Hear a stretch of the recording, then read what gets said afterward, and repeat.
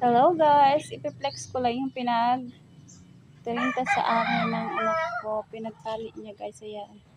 Baliktad, siya marunong maganito guys. Ayan. Ako hindi niyan marunong pag sa sarili ko. Si bibi ko marunong siya. Ayan. Ayan, no, may nagpa-picture sa akin, picture daw. Oh, ayan. Yan guys, nagpa-picture siya sa akin. Ninong. Ninong, sinong ninong? Princess.